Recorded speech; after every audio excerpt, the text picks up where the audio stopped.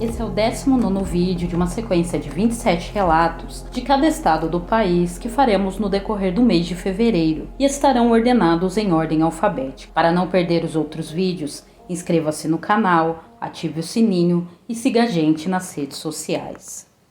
Esse relato aconteceu em Nova Friburgo, Rio de Janeiro, por volta das 22h30 de 7 de outubro de 2019, no condomínio Parque dos Alpes, localizado na altura do quilômetro 2 da RJ 142, conhecida como Estrada Serra Mar, no distrito de Muri. A artista plástica Alessandra dos Santos Vaz e a amiga dela, Daniela Moucinho da Silveira, ambas de 47 anos, ficaram gravemente feridas após o ex-namorado de Alessandra, Rodrigo Alves Marotti, de 30 anos, atear fogo na casa onde elas estavam. Vizinhos ouviram a gritaria e em seguida viram o fogo. Eles tentaram ajudar a conter o incêndio até a chegada do corpo de bombeiros, mas como a parte de cima da casa era feita de madeira, as chamas rapidamente se espalharam. Alessandra e Daniela estavam trancadas dentro do banheiro e foram retiradas do imóvel pelos próprios vizinhos. Alessandra ainda conseguiu contar o que havia acontecido e quem havia feito. Ela disse que estava em casa com a amiga Daniela quando começou uma discussão com o ex-namorado. Rodrigo a agrediu com uma tesoura. Alessandra foi atingida na mão e na nádega. Ela e Daniela se esconderam no banheiro. Rodrigo então trancou a porta. Para dificultar a saída delas, escorou um colchão em chamas e fugiu no carro de Alessandra. Ele acabou se envolvendo em um acidente e buscou ajuda em um posto da Polícia Militar em Lumiar, a aproximadamente 20 quilômetros de Muri. Rodrigo foi preso em flagrante e levado pelos militares para a Delegacia de Atendimento à Mulher, responsável por investigar o caso. Em depoimento, ele confessou o crime. Disse que tinha uma sociedade com a ex-namorada Alessandra e que ela não estava cumprindo a parte dela no acordo após o rompimento do relacionamento. Por isso, eles discutiram e ele acabou perdendo a cabeça. Chamas foram contidas pelo corpo de bombeiros após quase 2 horas. Alessandra teve 80%